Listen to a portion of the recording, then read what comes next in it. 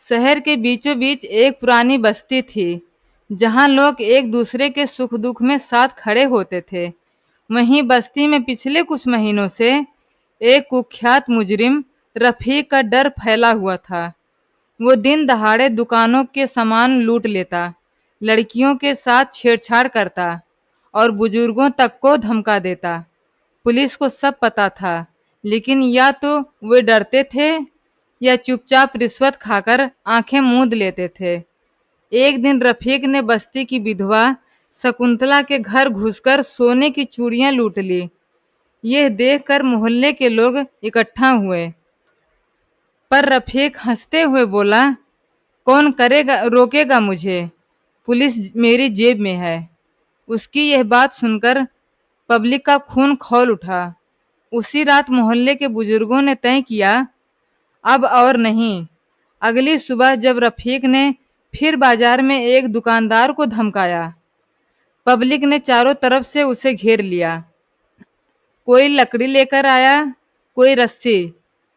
महिलाएं छतों से ईंट फेंकने लगीं। रफीक भागने की कोशिश करता रहा, लेकिन हर गली में लोग उसका रास्ता रोकते। आखिरकार पब्लिक ने उसे पकड़कर पुलिस स्टेशन के सामने बांध दिया और नारा लगाया, अब डर नहीं, हम ही कानून हैं। पुलिस वाले मजबूर होकर कार्रवाई करने को उतरे और रफीक को जेल भेज दिया गया। उस दिन के बाद बस्ती में फिर कभी किसी ने गुंडे करने की हिम्मत नहीं की। लोग कहते हैं, जब पब्लिक एक हो जाए तो सबसे बड़ा मुजरिम भी कांप उठता है। रफीक जेल तो चला गया था, लेकिन उसके गुंडे अब भी बस्ती में बदला लेने की धमकी देने लगे। रात में अजीब अजीब परछाइयां देखी जाती। कभी किसी के दरवाजे पर खून से भरा कागज फेंका जाता, कभी किसी की दुकान पर पत्थर मारे जाते। लोगों का डर फिर से लौटने लगा, लेकिन इस बार शकुंतला ने आगे आकर कहा, डर कर बैठोगे तो ये कभी खत्म नहीं होंगे। बुजुर्गों ने तय किया कि बस्ती में रात का पहरा लगेगा। हर गली में अलग अलग ग्रुप तैनात रहेंगे। महिलाएं छतों पर नजर रखेंगी और जवान लड़के गलियों में लाठियां लेकर घूमेंगे। एक रात पहरे के दौरान 3 नकाबपोश आदमी बस्ती में घुस आए। उनमें से एक ने छुपकर शकुंतला के घर के पास बोतल में पेट्रोल भरकर आग लगाने की कोशिश की। तभी छत से ईंट गिरी, धड़ाम। गली के चारों ओर से सीटी बजने लगी। यह पब्लिक का इशारा था कि मुजरिम पकड़ा गया है। देखते ही देखते दर्जनों लोग आ गए। पब्लिक ने उन तीनों को घेर लिया और जैसे ही उनके नकाब उतारे, सभी दंग रह गए। तीनों वही पुलिस वाले थे जो रफीक को बचाने के लिए रिश्वत लेते थे। शकुंतला की आंखों में आंसू थे, लेकिन आवाज सख्त। अब ये फैसला भी पब्लिक करेगी। अगली सुबह बस्ती के बीच जनसभा लगी। सबके सामने पुलिस वालों को जिला मुख्यालय में ले जाकर सौंप गया, साथ में सबूत भी। मीडिया ने इस खबर को फैलाया और पूरे शहर में बस्ती में हिम्मत की चर्चा होने लगी। उस दिन से बस्ती के लोग कहते हैं, हमारे मोहल्ले में अब कानून सिर्फ कागज पर नहीं, हमारे दिलों में भी है। रफीक जेल में था, लेकिन उसकी आंखों में बदला जल रहा था।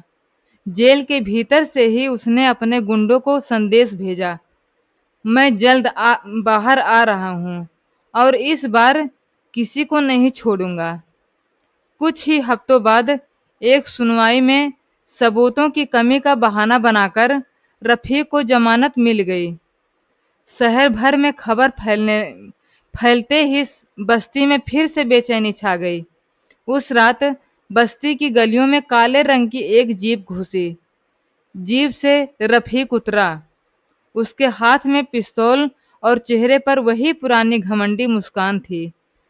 وہ سیدھے چوک میں آیا اور زور سے چلایا، آؤ دیکھوں کون ہے جو پبلک کا انصاف کرتا ہے۔ لوگ اپنے گھروں سے جھانک رہے تھے لیکن باہر آنے کی ہمت نہیں کر رہے تھے۔ تبھی پیچھے سے ایک آواز آئی، رفیق، انصاف آج بھی زندہ ہے۔ یہ آواز تھی شکنتلا کی۔ اس کے ساتھ درجنوں مہلائیں، جوان لڑکے اور بزرگ ہاتھوں میں ڈنڈے، اینٹیں اور رسیاں لے کر سامنے آ گئے۔ رفیق نے پستول تان دی، لیکن اس سے پہلے کہ وہ گولی چلا پاتا، چھتوں سے پتھروں اور اینٹوں کی بارش شروع ہو گئی۔ رفیق بھاگنے کی کوشش میں تھا لیکن ہر گلی میں پبلک کھڑی تھی۔ آخر کار اسے اسی جیپ کے بونٹ پر پٹک دیا گیا اور رسی سے باندھ دیا گیا۔ اس بار پبلک نے فیصلہ کیا کہ اسے پبلک کے حوالے نہیں کیا جائے گا۔ انہوں نے سیدھے ضلع عدالت کے سامنے رفیق کو گھسیٹ کر پیش کیا۔ ثبوت اور گواہوں کے ساتھ جج نے اسی وقت آدیش دیا، رفیق کو عمر قید۔ جب رفیق کو ہتکڑی لگا کر لے جایا جا رہا تھا، شکنتلا نے بس اتنا کہا، گنڈا چاہے کتنا بھی طاقتور ہو، پبلک کی ایکتا اس سے بڑی طاقت ہے۔ اور ایسے طرح بستی میں شانتی لوٹ آئی۔ لیکن لوگ اب بھی چوک پر کھڑے ہو کر کہتے ہیں، جب تک ہم ایک ہیں، انصاف زندہ ہے۔